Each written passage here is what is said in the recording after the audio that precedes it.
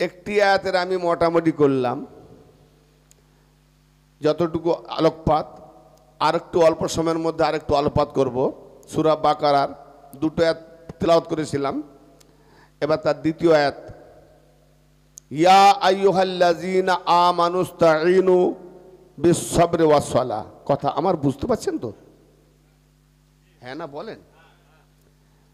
ইয়া আইয়ুহাল্লাযীনা আমানু, ওহে যারা ঈমান এনেছো, যারা মেনে নিয়েছো, ইস্তাঈনু সাহায্য চাও, কোথা থেকে? বিস-সাবরি ওয়াস-সালাত, সবর হতে এবং নামাজ হতে। ইন্নাল্লাহা মা'আস-সাবিরিন, নিঃসন্দেহে আল্লাহ সবরকারীদের সঙ্গে থাকেন। বাস আয়াত পূর্ণাঙ্গ। আর অনুবাদও করে দিলাম যে হে ঈমানদারেরা, তোমরা সাহায্য চাও সবর হতে, নামাজ হতে, আর আল্লাহ সবরকারীদের সঙ্গে থাকেন। পূর্ণাঙ্গ আয়াত অনুবাদ হয়ে গেল। আল্লাহ পাক সাহায্য চাইতে বললেন কাকে? ঈমানদার দিগকে, যারা ঈমানদার। কার থেকে? কটা বিষয় থেকে? দুটো, ধৈর্য এবং নামাজ। সবর, নামাজ। এখন নামাজ থেকে সাহায্য চাইব আর সবর থেকে সাহায্য চাইব। সাহায্য চাইব মানে সে নিশ্চয়ই সাহায্য করবে না, বুঝে আসছে না? তখন সবর আমাকে কি সাহায্য করবে? এর সবর থেকে যে সাহায্য উৎপাদন হবে সে কেমন ভাবে হবে? নামাজ আমাকে কেমন করে সাহায্য করবে? আমি 500 মিটার দূর থেকে দেখতে পাচ্ছি একজন ব্যক্তি প্ল্যাটফর্মে নামাজ পড়ছে। আমার বাড়ি 3 তলার উপর থেকে দেখতে পাচ্ছি আরেকটা 200 মিটার দূরে সে 2 তলার উপরে নামাজ পড়ছে, রুকু করছে, ঝুঁকছে, উঠছে, বসছে। তা আমি নামাজকে দেখতে পাচ্ছি। তাহলে এরকম নামাজকে দেখতে পাওয়া মানে তাহলে তার মধ্যে কিছু সাহায্য পাওয়ারও আশা আছে। কিন্তু আমার পাশে হয়তো এমন একজন ব্যক্তি বসে আছেন, তার মধ্যে সবর আছে। নামাজিকে তো চেনা যায়, সবরকারীকে চিনব কি করে? যে ধৈর্যশীল ব্যক্তি তাকে চিনব কি করে? বড় মুশকিল। তা আল্লাহ পাককে যদি জিজ্ঞেস করি, আল্লাহ তুমি আছো কোন দিকে? কেন আমরা সবাই চাই তোমার আশ্রয় পানা, তোমার আশ্রয়ে থাকতে চাই, তোমার দিকে যেতে চাই। তো তুমি আছো কোন দিকে?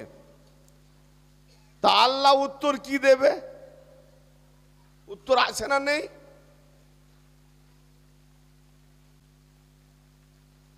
আপনাদের দুর্যোগের মানে কারণে আপনাদের মুডও গেছে কি জি? উত্তর নেই না? উত্তর আছে না? হ্যাঁ, এখন যদি কেউ প্রশ্ন করে, আচ্ছা বলেন তো আল্লাহ এখন কি করছে, উত্তর কি হবে? কারণ মোল্লা তো দায়িত্ব নিয়ে বসে আছে আল্লাহর, যে তোরা সব আল্লাহর দিকে আয়। মোল্লা ডাকে না? তখন তাকে বলে আচ্ছা আল্লাহর দিকে তো যাবো, এখন বলো তো আল্লাহ কি করছে? কি জবাব দেবে? বলে আল্লাহ এখন কি করছে না দেখতে পেলে কি করে বলবো? ও এখন কি করছে? বসে আছে না দাঁড়িয়ে আছে, না উপরে আছে না নিচে আছে? হ্যাঁ, সব রাতের রাত হলে বলা যেত যে আল্লাহ এখন 7 তবক থেকে 1ম তবকে এসে গেছে বান্দাদের কালো খাতাটাকে সাদা করার জন্য। হাল খাতা, হ্যাঁ, যে যা চাইবে সব দেবে। আর যদি আরেকটা তবক নেমে গেলে কোনো উপায় ছিল না, তুই 1ম তবকে নামিয়ে কেন? 7 তবকে কাকে বসিয়ে এলি? সারা বছর তো 7 তবকে ছিলি, সব রাতের রাত্রে 1ম তবকে এলি, ফের ওইটুকু যখন এলি তো আরেকটা তবক একদম জমিনে চলায়। বলে আরে বাপরে, মোল্লারা ধরলে ছাড়বে? হ্যাঁ, তো এইসব শিখে নিয়েছে। আল্লাহকে দেখতেছে উপরে, এই মোল্লা নিচে, আল্লাহ উপরে, আল্লাহ আর মোল্লা আলাদা। আরে শিরক বলে কাকে? লজ্জা কর, একই বলে শিরক। কারণ তুমি যখন ছিলে না তখনও ছিল আল্লাহ, তুমি যখন আছো এখনো আছে আল্লাহ। অতএব তুমি যখন ছিলে না তখন ছিল আল্লাহ, তো তুমি এলে কোত্থেকে? তুমি যদি বলো আল্লাহ নিরাকারে, তুমি হলে কবে আকারে? তুমি কবে আকারে হলে? তুমি মারা গেলে তোমার দেহকে দেবে কবরে। তোমার মধ্যে যে ছিল সে এতক্ষণ নড়াচড়া করছিল, কথা বলছিল। ফলানা ব্যক্তি, অমুক ব্যক্তি নেই, কোথায়? উপরে। বলে এখনই তো কবরে নিয়ে যাচ্ছে। বলে ও তো দেহ, ও লাশ। তাহলে বলে ওর মধ্যে যে ছিল, ও আচ্ছা আচ্ছা, যে কথা বলতো, পরিচালনা করতো, বলে হ্যাঁ, সে আকারে না নিরাকারে? তো যে নিজেকে চেনে না সেই তো অন্ধ, সে কি আপনাকে রাস্তা দেখাবে? ঠিক না ভাই? তাহলে এখানে যারা নিজেকে চিনেছে, সে নিজেকেও দেখতে যদি পায় তবে আল্লাহকেও দেখতে পাবে। ঠিক না ভাই? ঠিক। তাতে প্রথমে নিজেকে দেখো। মৌলভী সাহেব, পরকে ফতোয়া দিতে যেও না, পায়ের তলার মাটি থাকবে না। এত সহজ নয়। ধর্ম ধর্ম বললেই বাস হয়ে গেল ধর্ম। আল্লাহ পাক বলছেন যেদিকে সবর আছে, কারণ হে ইমানদারেরা, ইমানদারেরা তোমরা সবর থেকে সাহায্য চাও, নামাজ থেকে সাহায্য চাও। দুটো থেকে সাহায্য চাইতে বললেন। তাহলে দুটো থেকে, দুটো ইবাদত, দুটো বিষয় থেকে যখন আল্লাহ সাহায্য চাইতে বললেন, তাহলে দুটোর সঙ্গেই থাকার দরকার ছিল আল্লাহ। যে ইন্নাল্লাহা মা সাবিরিন, ইন্নাল্লাহা মা আল মুসাল্লিন। নিঃসন্দেহে আল্লাহ সবরকারীদের সঙ্গে থাকে, নিঃসন্দেহে আল্লাহ নামাজীদের সঙ্গে থাকে। কিন্তু আল্লাহ এখন এখানে ইন্নাল্লাহা মা আল মুসাল্লিন বলবে কেন? বলতে গেলে আল্লাহকেও তো জাহান্নামায় যেতে হবে। বলে কেন? না, ফাওয়াইলুল লিল মুসাল্লিন আল্লাযীনা হুম আন সালাতিহিম সাহুন আল্লাযীনা হুম ইউরাউন। ওই নামাজীদের জন্য বড় আফসোস, ওয়াইল খাতারনাক দোজখ জাহান্নাম, যারা তার নিজের নামাজকে ভুলে গিয়ে লোক দেখানো নামাজ পড়ে। তার মানে আল্লাহ যদি বলতো যে আমি নামাজীদের সঙ্গে আছি, তাহলে ওই দেখানোওয়ালা নামাজি জাহান্নামায় যাবে, মানে আল্লাহ তাদের সঙ্গে আছে, আল্লাহকেও যেতে হবে জাহান্নামায়। আল্লাহ জাহান্নামায় যাওয়ার ভয়ে বুঝি আর বলেনি নাকি? কোরআন বলে কি মৌলভী সাহেব? হ্যাঁ, পাগল। নামাজকে দেখা যায়, সবরকারীকে দেখা যায় না। তার চরিত্রের মধ্যে দিয়ে সবরকারী তাকে বলে যে জালিমদের অত্যাচারে কবলিত, জালিমদের কবলিত অত্যাচারে জর্জরিত হয়ে নিজেকে সবর করে চলেছে, বাস এতটুকু বোঝা যায়। কিন্তু তাকে আমরা কি মনে করি? অক্ষম, অসহায়। না, সবাইকে এভাবে ধারণা করাটা ঠিক নয়। কেউ স্বভাবে অক্ষম হয়, আর কেউ বীর বিক্রমে যুদ্ধ করে আল্লাহ পাকের সবর ইখতিয়ার করে শহীদ হয়, সেও সবরকারী। তো কারবালা প্রান্তরে দেখে নাও আল্লাহ কোন দিকে আছেন। আল্লাহ বলছে, দেখিয়ে দিলেন এজিদি ক্যাম্পেও নামাজ। ও নামাজিও, নামাজের ভরং দেখিও না, তুমি কোন নামাজি একবার ভেবে নাও। এজিদি ক্যাম্পেও নামাজ, হোসানি ক্যাম্পেও নামাজ, এজিদি ক্যাম্পেও আজান, হোসানি ক্যাম্পেও আজান, এজিদি ক্যাম্পেও সাইদা, হোসানি ক্যাম্পেও সাইদা, এজিদি ক্যাম্পেও রুকু, হোসানি ক্যাম্পেও রুকু, এজিদি ক্যাম্পেও কোরআনে তেলাওয়াত, হোসানি ক্যাম্পেও কোরআনে তেলাওয়াত, এজিদি ক্যাম্পেও লা ইলাহা ইল্লাল্লাহর সাদা, হোসানি ক্যাম্পেও লা ইলাহা ইল্লাল্লাহর সাদা, এজিদি ক্যাম্পেও মুহাম্মদ রাসূলুল্লাহর নেদা, হোসানি ক্যাম্পেও মুহাম্মদ রাসূলুল্লাহর নেদা। এদিক ভি নামাজ, ওদিক ভি নামাজ, লেকিন আল্লাহ है किधर? আল্লাহ বলছেন দুটো থেকে সাহায্য চাও, সবর থেকে, নামাজ থেকে। কিন্তু আমাকে পেতে হলে সেই ব্যক্তিকে ধরো যার সঙ্গে আছি। কার সঙ্গে আছো? ইন্নাল্লাহা মা সাবিরিন। যেদিকে সবর আছে সেই সবরকারীদের সঙ্গে আমি আল্লাহ থাকি।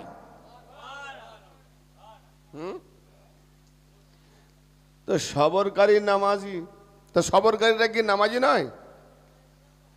নিঃসন্দেহে সবরকারীরা নামাজি।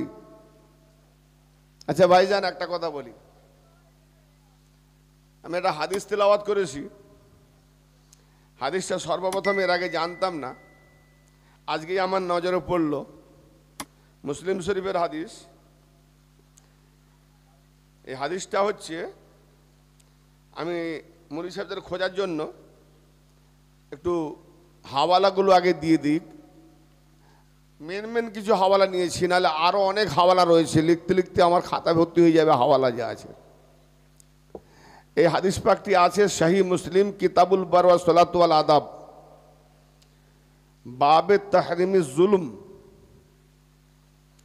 হাদিস নাম্বার 6572। এই হাদিস পাকটি আছে সুনানু তিরমিজি, হাদিস নাম্বার 2495, সুনান ইবনে মাজা, হাদিস নাম্বার 4257, মুসনাদে আহমদ ইবনে হাম্বাল, হাদিস নম্বর 21405, আল মুস্তাদরাক হাকিম নিসাপুরি, হাদিস নম্বর 7606, আল মুসান্নাফ ইবনে আবি শাইবা, হাদিস নম্বর 29557, আল আদাবুল মুফাররাদ ইমাম বুখারী, হাদিস নম্বর 490। বাকি আরও 10-12টা হাদিসে আছে। আমার পুরো পৃষ্ঠা ভর্তি হয়ে গেছে, এমন এই মেয়েগুলো থাকার রেখে দিই, দলিলে ভর্তি। হাদিসটি কি? নবী পাক বলছেন, নবী পাক বলেন, নবী পাকের জবানে আল্লাহ বলছেন, কি বলছেন? আর রাবিকে, এমন একজন রাবি যার সঙ্গে নবী পাক বলছেন আসমানের নিচে জমিনের ওপরে সব থেকে বড় সত্যবাদী হলো সেই যার নাম হলো আবু যার গাফফারি। জোরে বলেন সুবহানাল্লাহ।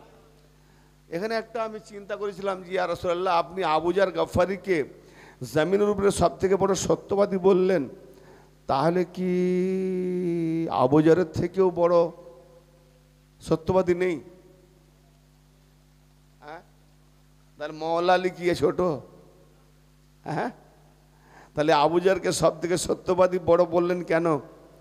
গাজরে খুমে আমার নবী যখন মওলা আলীর হাত ধরে মান কুনতু মাওলাহু ফাজালুন মাওলা, আমি যার মওলা আলীও তার মওলা, নবী যখন এলান করলেন, সেই সময় 1,40,000 সাহাবীদের মধ্যে আবু যার গাফফারি নারা দিয়েছিলেন, নারায়ে হায়দারি,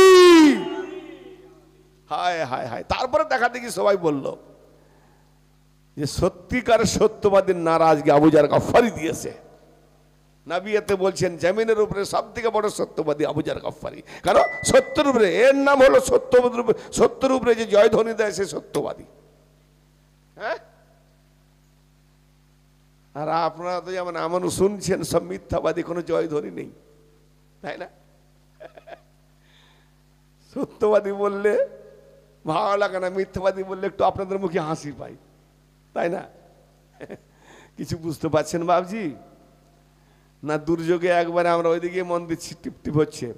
হাদিস পাকটি আমার নবী পাকের জবানে আল্লাহ পাক কি বলছেন দেখুন।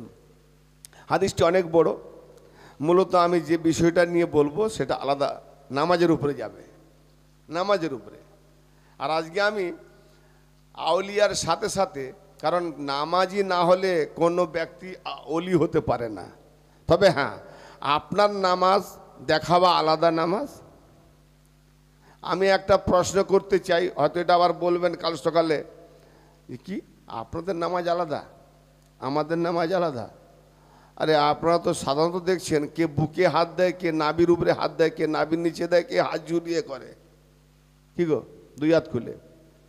হাজি এখনো জানাজার জীবনভর কোনোদিন ওসিলাই ধরলাম না, বলেন না? জীবনভর আমরা কোনোদিন ওসিলাই জানলাম না যে কোন ওসিলা ধরলে আল্লাহ পাওয়া যায়। বরং একটা ওসিলা ধরেছি, সেই ওসিলা হলো মুর্দা ওসিলা। ওই মুর্দা ওসিলাকে ধরতে পারলে আল্লাহ সব গুনাহ মাফ করে দেবে। আল্লাহর ওলিদের কাছে গেলে আল্লাহ মাফ করবে? আল্লাহর কাছে কি নেই যে ওলিদের কাছে যেতে হবে? তারা নাফসি নাফসি করবে, তারা ওলিরা নাফসি নাফসি করবে, নবীরা নাফসি নাফসি করবে, তারা কি পারবে? তারাও তো ইবাদত করে আল্লাহর ওলি হয়েছে, তা আমরাও ইবাদত করে আল্লাহর ওলি হব। তা আমরা বলি তাদের ওসিলায় যদি গুনাহ মাফ চাওয়া যায়, বাবা তারা নিজেরা নফসি নফসি করবে, ফের তাদের ওসিলায় নাকি গুনাহ মাফ হবে। আমি এ কম বাকাতা মৌলবী জীবনে কোনোদিন জিন্দা জীবিতদেরকে ওসিলা মানবে না, কারণ আল্লাহ বলছে ওলিরা জীবিত, এরা জীবিতকে ছাড়বে, এরা মুর্দারকে ধরবে। কারণ একটা এক্সাম্পল স্বরূপ দেখি, আপনি দেখবেন ছোট পশু হলেও আপনার সামনে বা আপনার দূরে থাকলেও কুকুর খায় না, খায়। কিন্তু ওই ছোট পশু নয়, বড় পশু মারা গেছে, বাস আপনি ফাঁকে ফেলে দেন, আপনাকে দেখলেও ভয়ে পালাবে না, সে খাবে। ঠিক না বেঠিক? কারণ সে কুকুর জানে যে পশুর মালিক, এ আমাকে কিছু বলবে না। কেন না, এই পশুটার মালিকের না, এ মরে গেছে, এখন আমার ভাগে এসে গেছে। ঠিক না? আর ছোট পশু হলো, একটা মুরগি বাচ্চা হলো, তাকেও খেতে যাবে না কুকুর। কেন না, এর মালিক আছে, ছোট হলো জীবিত, এর মালিক আছে। ঠিক না? তো অতএব যারা মুর্দা খায়, মুর্দার ওসিলা বানায়, এরা কুকুরের জাত।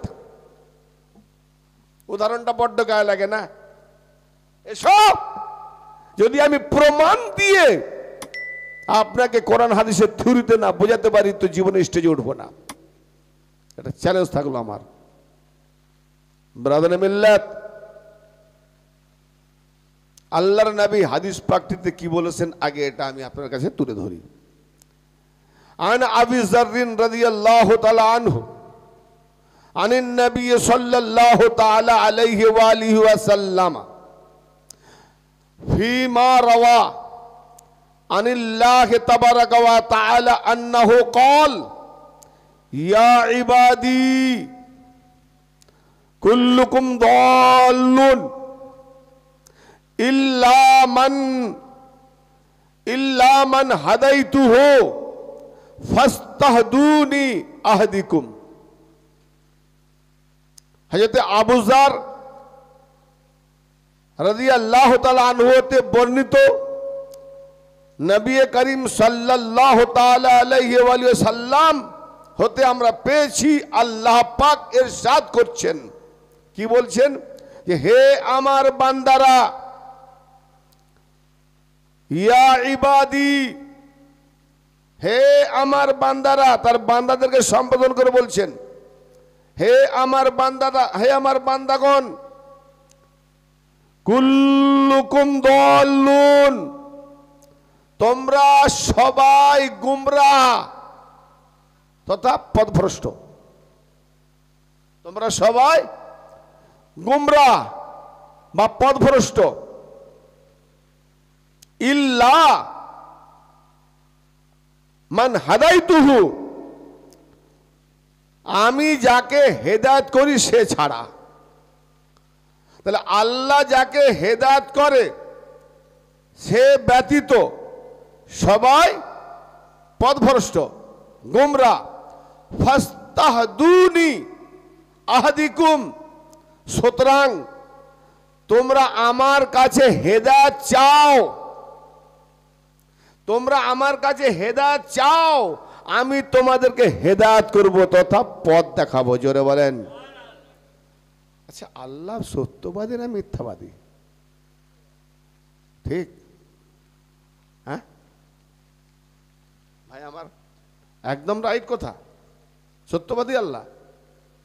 বড় আফসোস, রোজানা প্রত্যেকটা তথা 5 ওয়াক্তে গৌর করবেন, সুন্নাত, ফরজ, নফল, ওয়াজিব, জি, প্রতিটি রাকাতে আল্লাহ পাক কোরআন পাকে বলেছেন,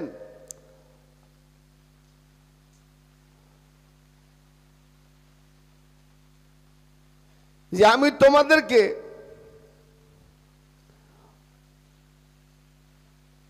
ওয়াতাইনাকুম সাবলাম মিন মাসানিল কুরআনিল আযীম,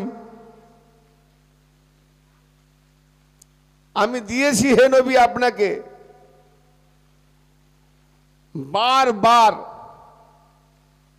প্রথিত করার, মানে বারবার আবৃত্তি করা, মাসানি, যাকে সূরা ফাতিহা বলা হয়। অল কোরআন আল আজিম, এবং কোরআনও দিয়েছি। তা দুটো কথা বললেন কেন? সূরা ফাতিহা কোরআনে নেই? সূরা ফাতিহাকে নিয়ে তো কোরআন। না, কথা বুঝতে পারছেন না? আতাইনাকা সাবআ মিনাল মাসানি আল কোরআনিল আযীম। আমি সূরা ফাতিহাও দিয়েছি, যাহা বারবার আবৃত্তি করা হয়, পুনরাবৃত্তি করা হয়, এবং আল কোরআন আল আযীম, এবং আজিম মহান কোরআনও দিয়েছি। তাহলে সূরা ফাতিহা তো কোরআনে।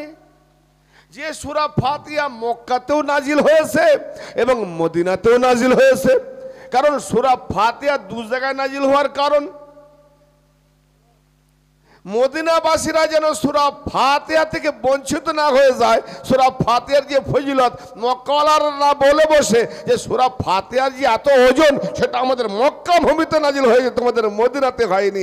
তার জন্য মদিনাবাসী যাতে না হেরে যায়, তারাও বলবে তোমার মক্কাতে যেমন নাজিল হয়েছে, তো আমার মদিনাতেও নাজিল হয়েছে। সূরা ফাতিহা দুই জায়গাতে অবতীর্ণ হয়েছে, নাজিল হয়েছে।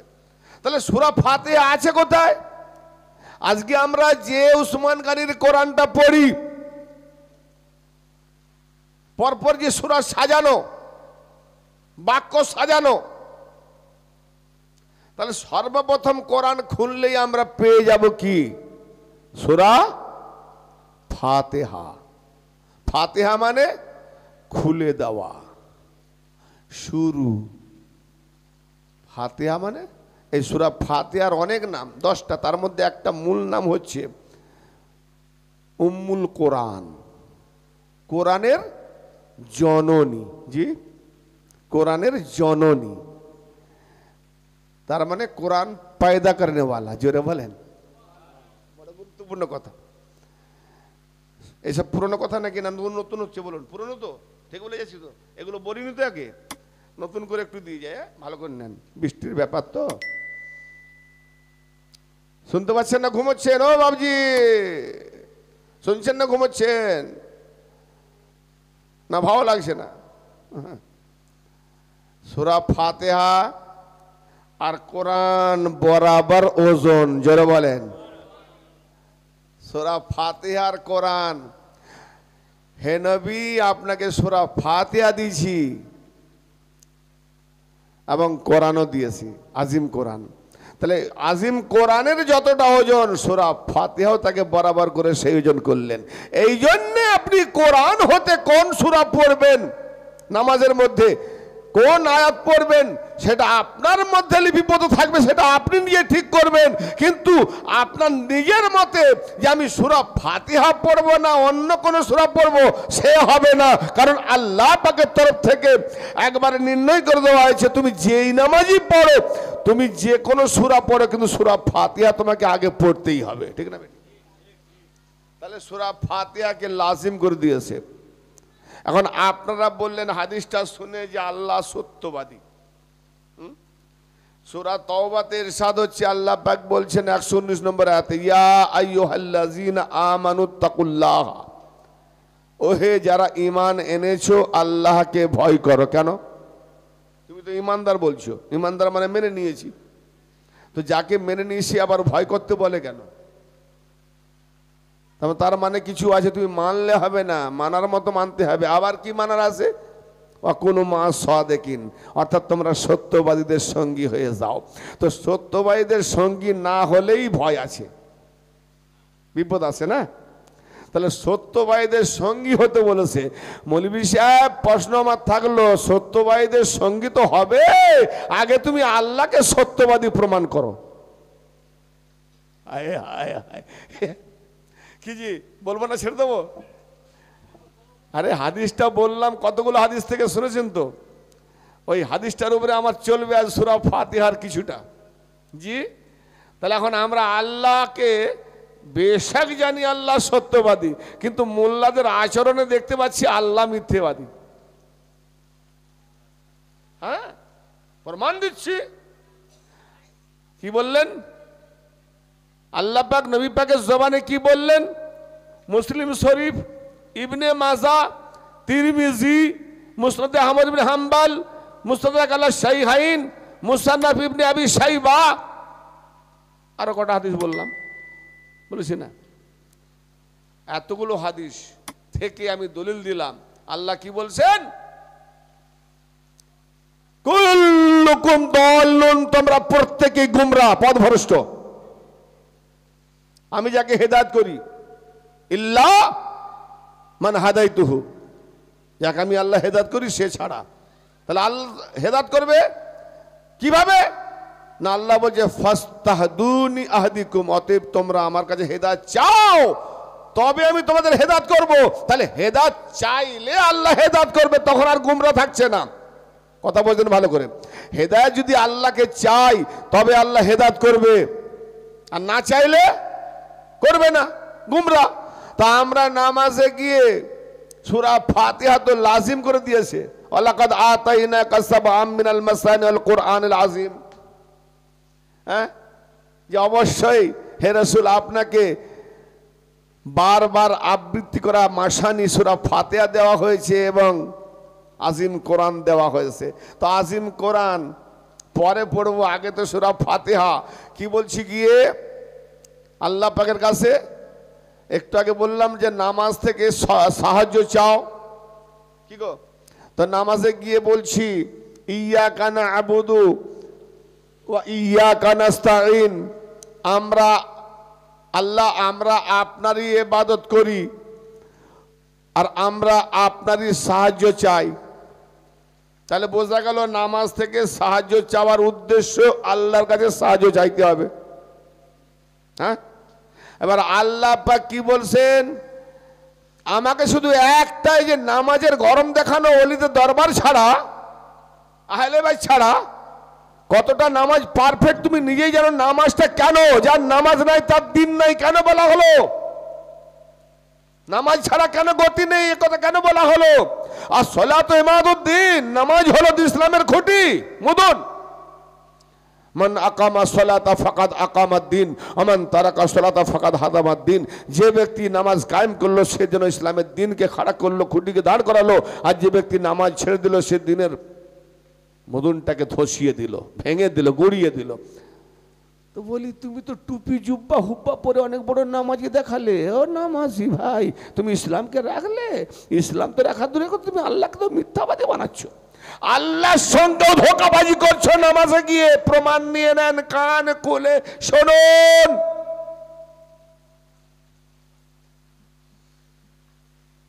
সূরা মুহাম্মাদের 7 নম্বর আয়াত পাকে আল্লাহ পাক বলছেন,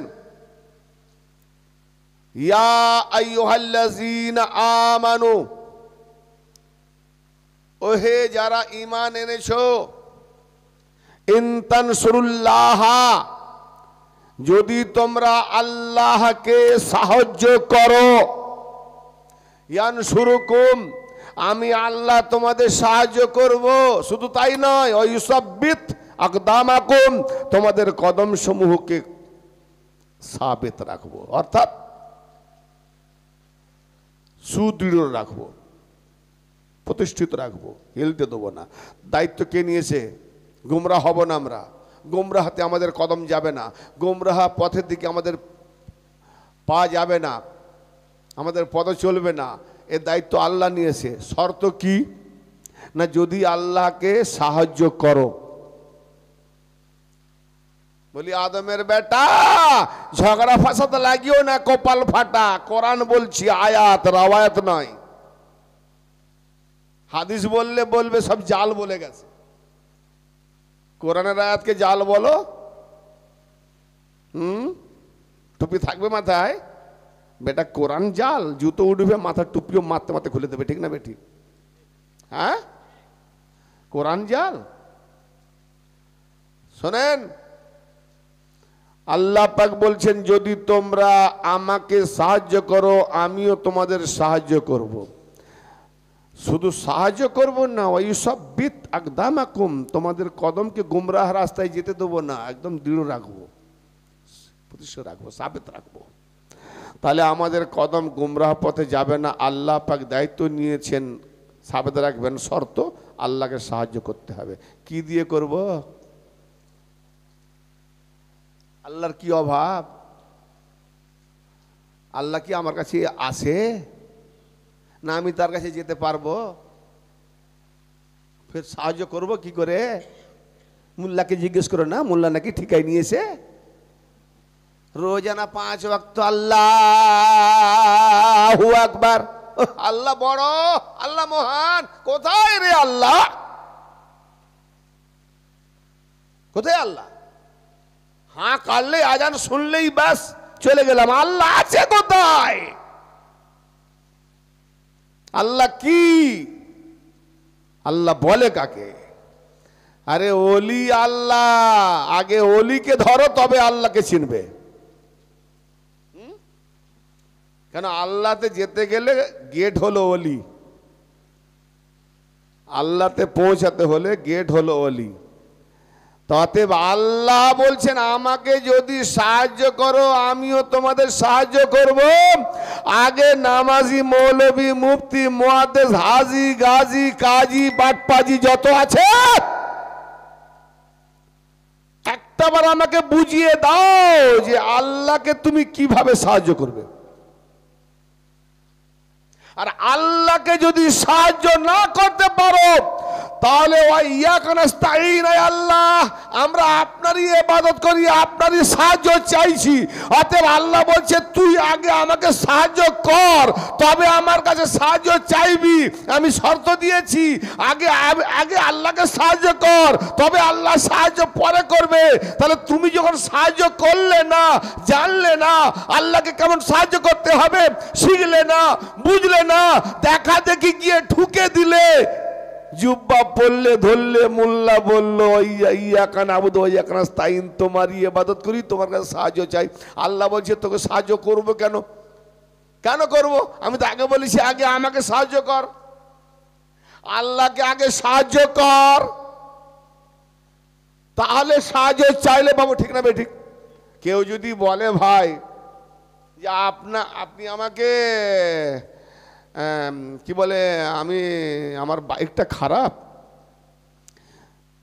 আত্মীয় বাড়ি যাব 100 কিলোমিটার রাস্তা, ভাই আপনার বাইকটা দেবেন?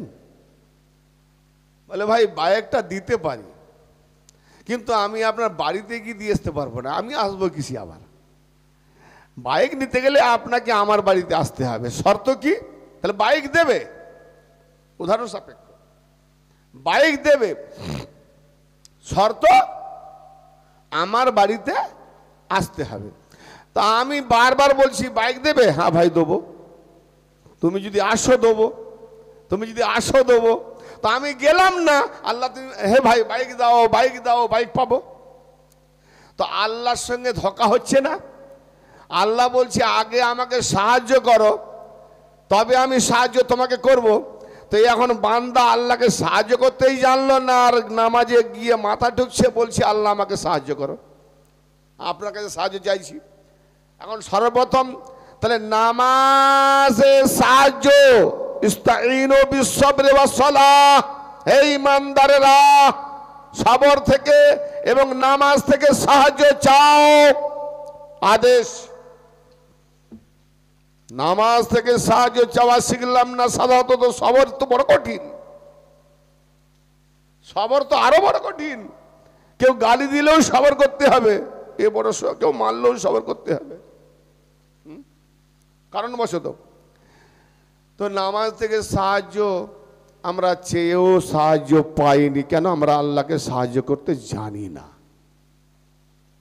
তো নামাজ যে কায়েম করলো, নামাজ কায়েম করার, নামাজ পড়ার যে প্রণালী, নামাজ কেন মূল, নামাজকে কেন তো প্রাধান্য দেওয়া হয়েছে সেটাই তো মোল্লা জানে না।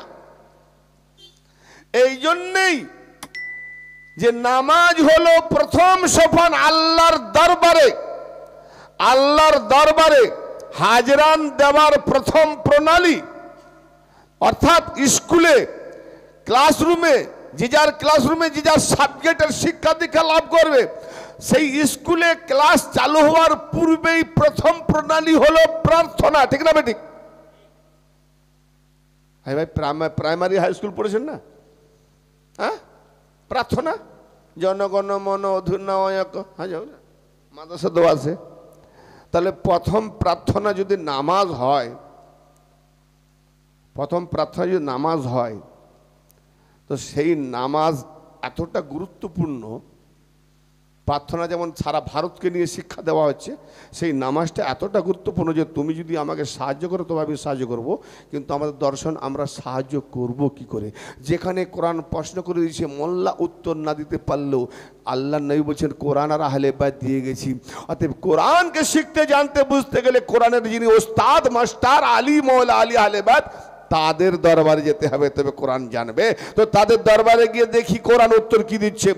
এই উত্তর সূরা সাফে দিচ্ছে 14 নম্বর আয়াতে, ইয়া আইয়ুহাল্লাযিনা আমানু কুনু আনসারাল্লাহ, হে ঈমানদারেরা তোমরা আল্লাহ পাকের সাহায্যকারী হয়ে যাও, আল্লাহ পাকের সাহায্যকারী হয়ে যাও। এখানেই ওখানে যদি আল্লাহকে সাহায্য করো, ওখানে বলেছে, এখানে বলছে সাহায্যকারী হয়ে যাও। কিভাবে হব?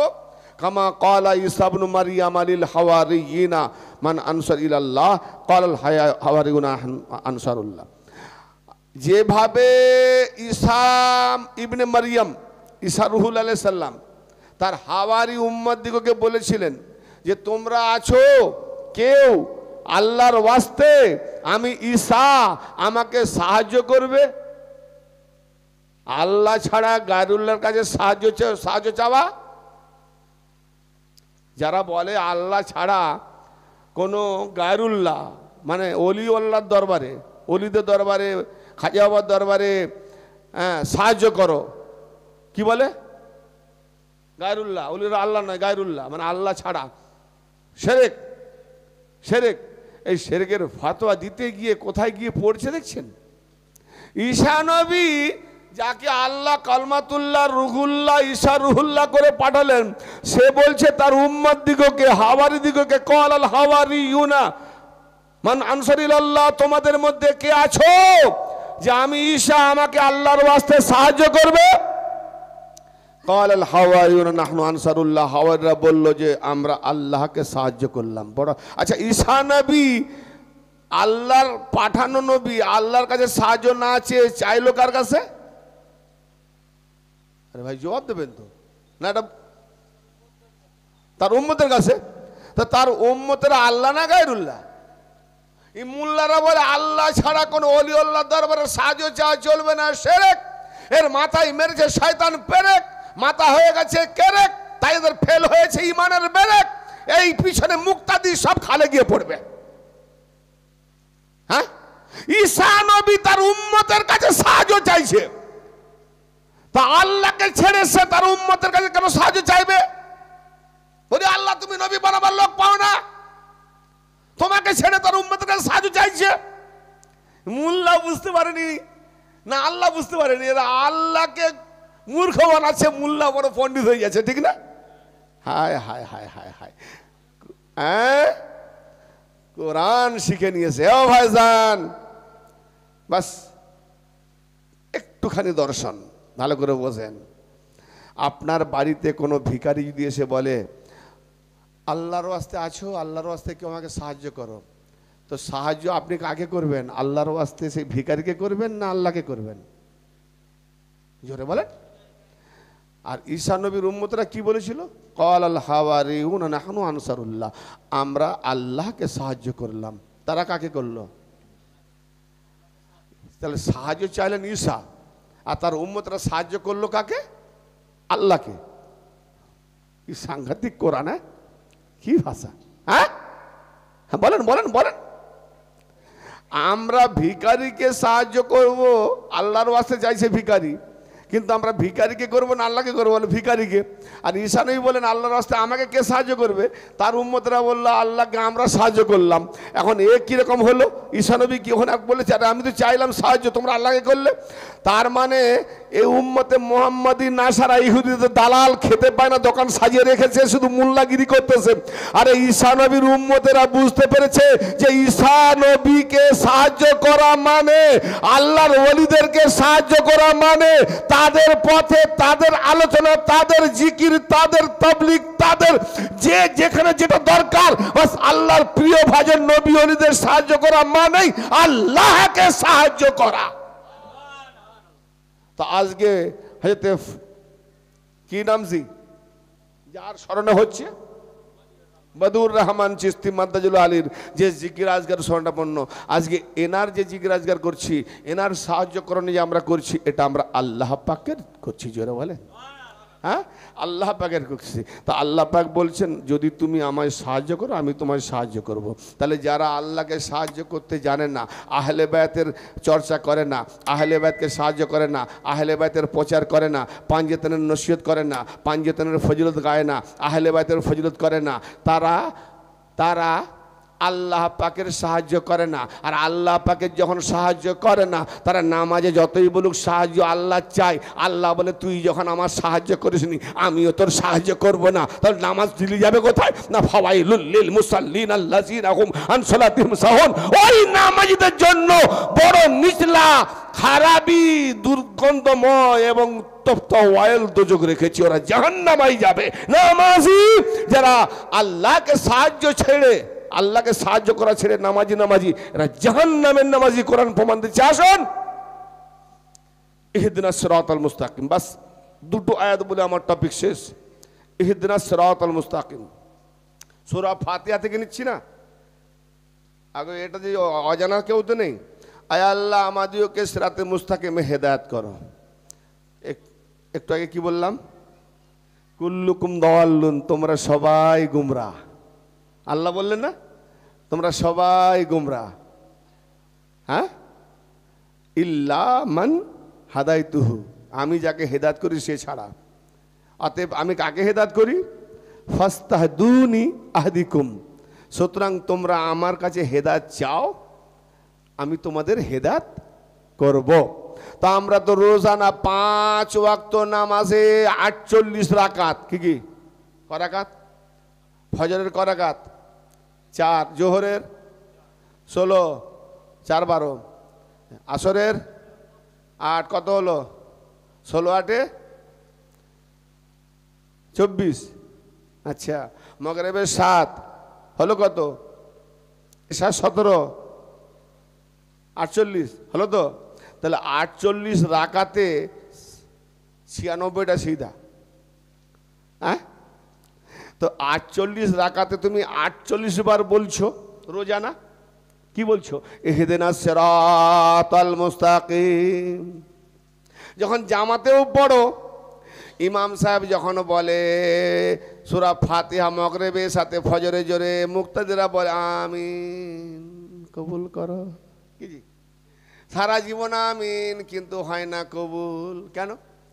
ইহদিনাস সিরাতাল মুস্তাকিম, আয় আল্লাহ আমাদিওকে সহজ সরল পথে হেদায়েত করো, সিরাতে মুস্তাকিমে হেদায়েত করো, সিরাতে মুস্তাকিমে পরিচালিত করো। তো মৌলভী সাহেব হেদায়েত হলে না গেলে, কারণ আল্লাহ বলছে তুমি হেদায়েত চাইলে আমি হেদায়েত করব। তো তুমি তো রোজানা হেদায়েত চাইছো, আল্লাহ হেদায়েত করছে না করেনি? যদি আল্লাহ না হেদায়েত করে তাহলে মিথ্যেবাদী মোল্লা না আল্লাহ।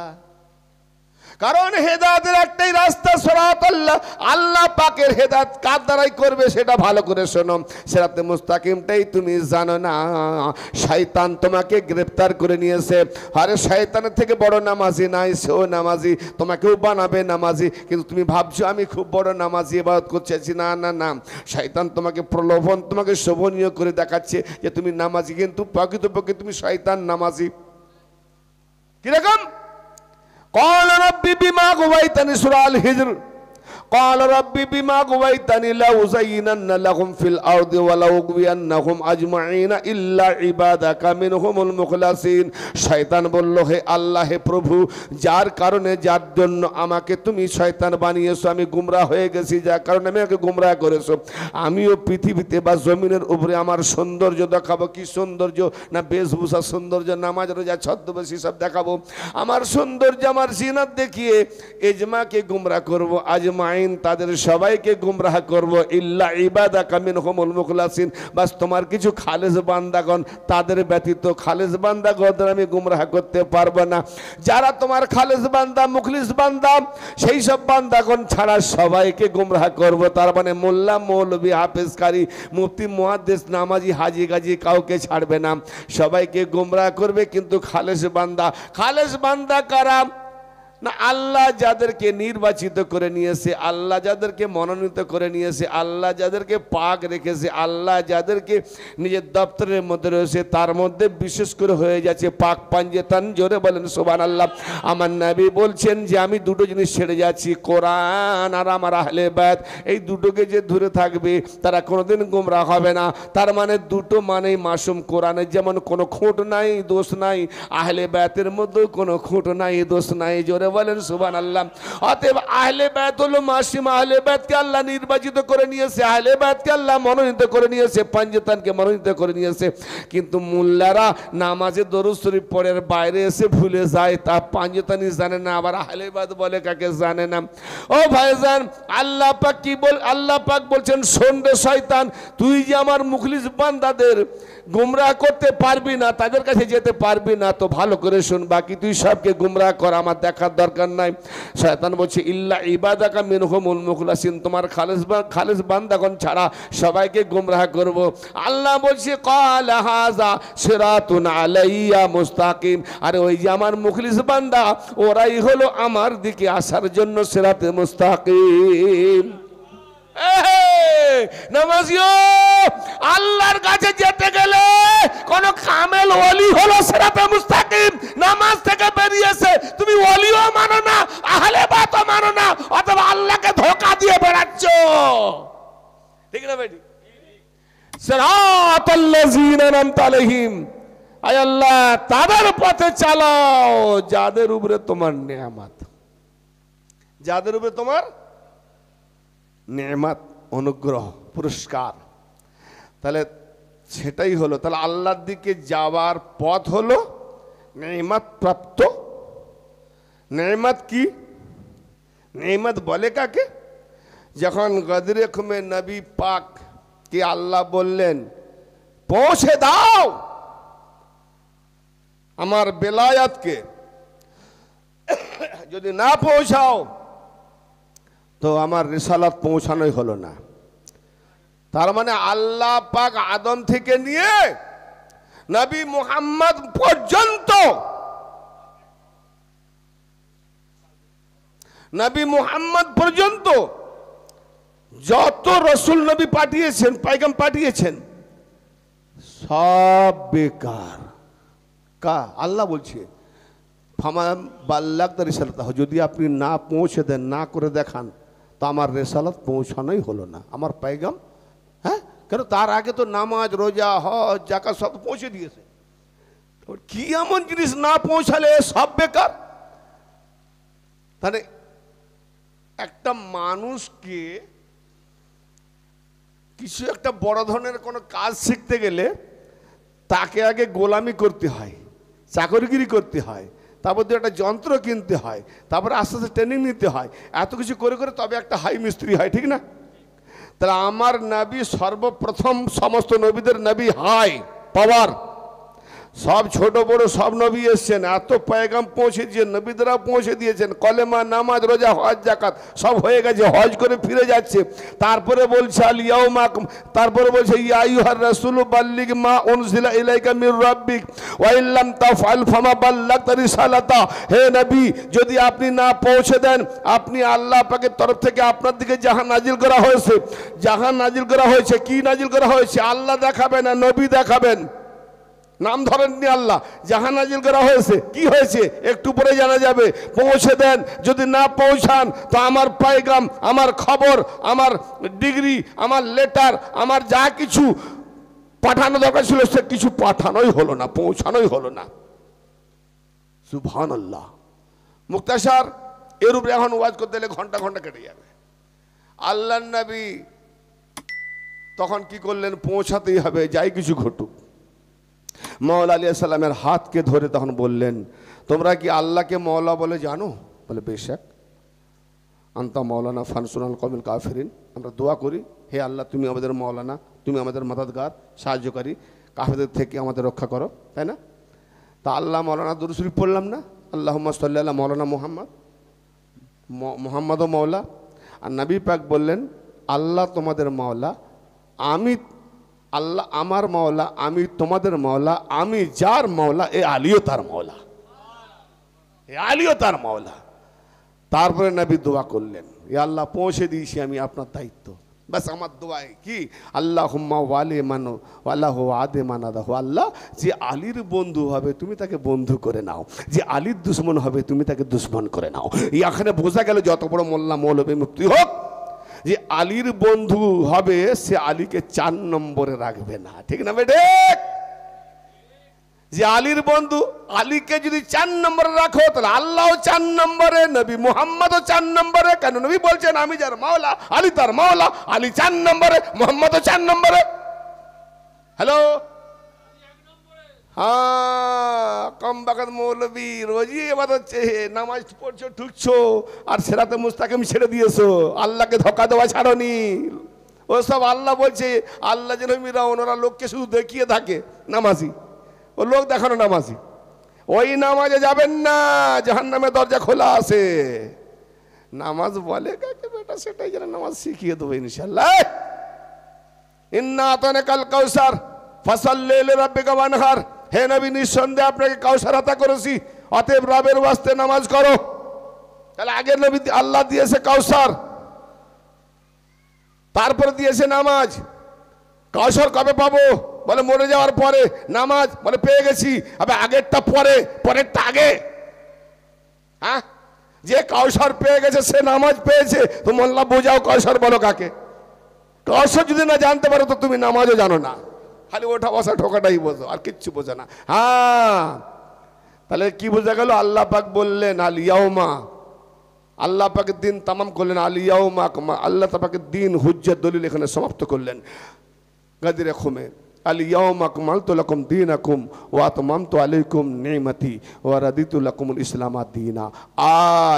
আজ আমি তোমাদের জন্য তোমাদের দিনকে পূর্ণাঙ্গ করে দিলাম, পূর্ণাঙ্গ করে দিলাম। আর দিন কাদের?